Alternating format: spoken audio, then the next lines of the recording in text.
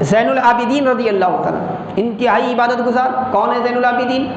اہل بیت اطہار کے ایک اہم فرد ہیں، امام جعفر صادق کے دادا ہیں اور امام حسین رضی اللہ تعالیٰ کے بیٹے ہیں، امام مولائے کائنات کے پوتے ہیں، حضرت علی بن حسین رضی اللہ تعالیٰ۔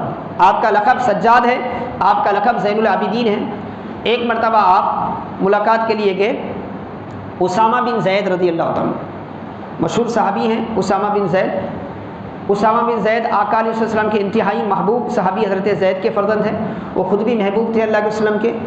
ان کے فرزند تھے محمد بن اسامہ بن زید، یہ ہم ایک ہی زمانے کے لوگ ہیں، حضرت امام زین العابدین کے زمانے کے لوگ۔ تو حضرت امام زین العابدین رضی اللہ تعالیٰ ان سے ملاقات کے لیے گئے تو وہ پریشان ہیں، اور پریشانی ایسی ہے کہ خاموش بیٹھے رو رہے ہیں۔ کون؟ محمد بن اسامہ بن زید خاموش بیٹھے رو رہے ہیں۔ ان سے ملاقات کے لیے حضرت امام زین العابدین پہنچے، اپنے ایک مومن بھائی کو تکلیف میں دیکھا تو خوشی محسوس نہیں ہوئی۔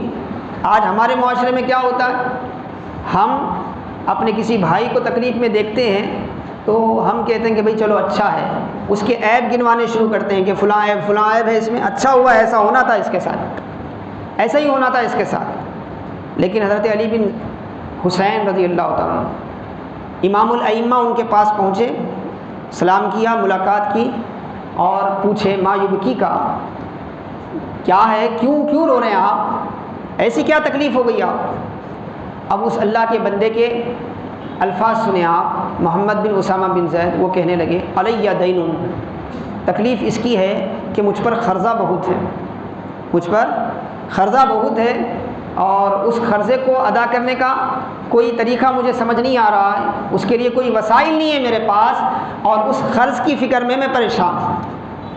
آج تو لوگ شوق میں قرض لیتے ہیں، آج تو ایک ایسا نظام ہمارے گلیوں میں چل نکلا ہے، عورتوں کو قرض کے لیے، سودی قرض کے لیے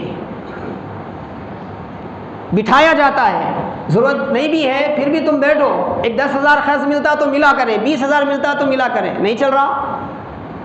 کتنی انتہائی بری بات ہے، اور وہ بھی عورتوں کو لایا جا رہا ہے سامنے۔ قرض آج کے زمانے میں قرض کا مطلب کیا ہے؟ لے کے ہضم کر لینا۔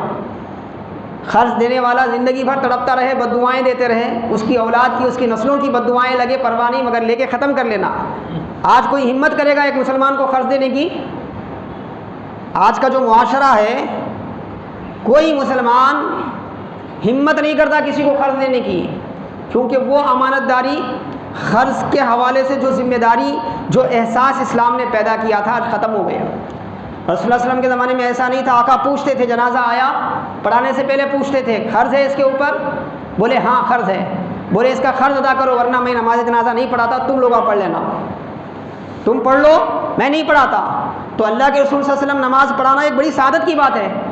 تو کوئی ایک صحابی آگے بڑھ کے کہہ دیتا یا رسول اللہ میں اس کے قرض کی ذمہ لیتا ہوں، میں ادا کر دوں گا قرض، آپ نماز پڑھائیں، تب جا کے نماز پڑھاتے رسول اللہ صلی اللہ علیہ وسلم۔ قرض کی اتنی اہمیت تھی، آج تو نہیں۔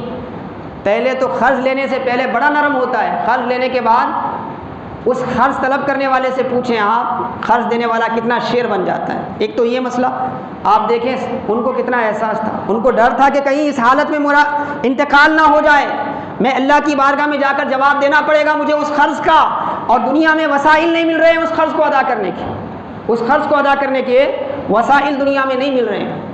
اور حاضرین محترم عزیزان کرام، حضرت امام زین العابدین نے پوچھا کہ بھائی بہت پریشان ہے، قرض کا مسئلہ ہے، میں سمجھتا ہوں تمہارا درد میرا درد ہے، کتنا ہے قرض؟ تو اس زمانے میں انہوں نے فرمایا 10,000 دینار قریب 10,000 دینار۔ تو حضرت نے فرمایا مسکراؤ، علیہ دین، تمہارا قرض میں اپنے ذمہ لیتا ہوں، میں ادا کر دوں گا تمہارا قرض۔ کون؟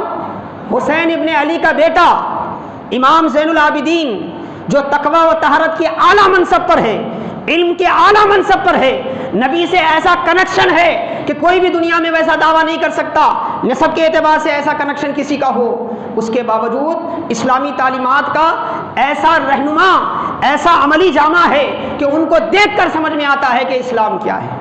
آپ نے فوری کہا کہ 10,000 ہے، وہ 10,000 اس زمانے میں کوئی معمولی بات نہیں تھی، بہت بڑا ذخیرہ تھا وہ مال کا، لیکن آپ نے کہا کہ ایک بھائی کی ذمہ داری پوری کر دینا اس سے بڑھ کر کچھ نہیں ہو سکتا، تو انہوں نے کہا کہ میں پورا کروں گا۔ آج ہمارے معاشرے میں بھی قرض دیا جاتا ہے، بعض لوگ تو قرض دینے ہی کو اپنا بزنس بنائے ہوئے ہیں۔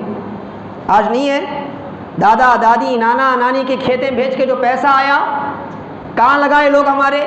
کوئی اچھی سی تجارت، کوئی بزنس، کوئی دور اندیشی سے کوئی صحیح کام نہیں کیا۔ بہت سے ایسے لوگ بھی ہیں، ہمارے مسلم معاشرے کی میں بات کر رہا ہوں، ایسے لوگ ہیں اس پیسے کو لے کر کیا کر رہے ہیں؟ وہ لوگ قرض دے رہے ہیں۔ مگر قرض دے رہا اچھی بات ہے، لیکن قرض کون سا دے رہے ہیں؟ بڈی، مہا بڈی، چکر بڈی کا قرض دے رہے ہیں۔ اور ان کے پاس قرض لینے والوں کی حالت یہ ہے کہ بیٹی کی شادی کے لیے اس نے قرض لیا تھا، اب پوتی کی شادی ہو رہی ہے تب بھی کیا ہے وہ قرض ادا نہیں کر سک رہا ہے۔ نواسی ہو گئی ہے تو بھی قرض ادا نہیں کر سک رہا ہے۔ خودکشیاں ہوتی ہیں، بہت کچھ ہوتا ہے، بہت کچھ اس کے پیچھے ہوتا ہے۔ احساس ہے آج مسلمان کو، ایک تو غلط کام کر رہا ہو، سود کا دھندا کر رہا، بہت بڑا غلط کام کر رہا ہے، پھر اس کے بعد اس کی وجہ سے ایک مسلم معاشرہ پورا کا پورا تباہ ہو رہا ہے، پورا کا پورا خاندان درد میں زندگی گزار رہا ہے۔ ایک ایک لمحہ اسے پیسے مل رہے ہوں گے، اس نے 10,000 قرضہ دیا ہوگا، بدلے میں اس سے 1 لاکھ روپے اس نے لیے ہوں گے، مگر وہ 1 لاکھ سیدھے نہیں آئے، اس 1 لاکھ کے پیچھے اس گھر کی بچیوں کی آہیں لگی ہیں، چھوٹے چھوٹے معصوم بچیوں کی آہیں لگی ہیں۔ وہ 1 لاکھ نہیں ہے، 1 لاکھ کا ایسی لعنت ہے کہ نسلوں کو برباد کر دیتی ہے۔ مگر احساس ہے آج مسلمان کو احساس نہیں ہے۔ اگر کوئی امام اگر بول دے تو پھر اس کی امامت سلامت نہیں رہتی، اگر کوئی ذمہ دار بول دے تو اسے ذمہ داریوں سے سبدوش کر دیا جاتا ہے۔ آج ہمارے اندر جرأت نہیں ہے ایسی چیزوں پہ بولنے کی، احساس ختم ہو گیا ہے۔ لیکن حاضرین محترم عزیزان گرامی، اللہ تعالیٰ نے مسلمان کو با احساس بنایا ہے، باشعور بنایا ہے۔ آخری بات امام سے حضرت نظام الدین اولیاء کی عرض کرتے ہوئے میں اپنی گفتگو کو سمیٹ رہا ہوں۔ سامعین محترم عزیزان گرامی، یہ اس لیے میں نے عرض کیا کیونکہ رمضان آ رہا ہے، رمضان میں پھر سے ہمارا احساس زندہ ہوتا ہے، تو آپ اگلے دور میں کیا ہے اس احساس کو باقی رکھیں۔ اسی لیے حضرت نظام الدین اولیاء کے ملفوظات میں ایک بات ہے، آپ ایک مرتبہ فرماتے ہیں، کیا فرماتے ہیں؟ جتنا درد مجھے ہوتا ہے شاید ہی لوگوں کو معلوم ہوگا، جتنا درد مجھے ہوتا ہے شاید ہی لوگوں کو معلوم ہوگا۔ بولے حضرت کیوں؟ اس لیے کہ جتنے لوگ میرے پاس آتے ہیں اپنے درد سناتے ہیں، اپنی تکلیفیں مجھ سے بیان کرتے ہیں، اور میں سن کے جو کچھ ان کے لیے کرنا ہے کرتا ہوں، صرف اتنا ہی نہیں کرتا، ان سے بھی زیادہ ان کے معاملے کو لے کر میرا دل درد مند ہوتا ہے، میرا دل درد مند ہوتا ہے، اور مجھے تعجب ہوتا ہے ان سگے رشتہ داروں پر۔ حضرت نے کیا فرمایا سنیں آپ، نظام الدین اولیاء رحمۃ اللہ علیہ کی بارگاہ میں جانے والوں، حضرت نے کیا فرمایا؟ مجھے تعجب ہوتا ہے ان سگے رشتہ داروں پر، ان قریبی بھائی بہنوں پر جو اپنے بھائیوں کو اس طرح تکلیف میں دیکھ کر بھی آہ نہیں نکلتی، ان کو مدد کرنے کی امید نہیں جانتی۔ مجھے تعجب ہوتا ہے، میں تو ان کے درد سن کے اپنے اندر درد محسوس کرتا ہوں، اور یہ اپنے ہو کر اپنے کہلا کر بھی کیا ہے ان کے درد میں کام نہیں آتے۔ یہی وہ فکر تھی اسلام کی، یہی وہ احساس تھا جس نے اسلام کو نکھار کر دنیا کے سامنے پیش کیا، اور دنیا کے کونے کونے میں اسلام پہنچا۔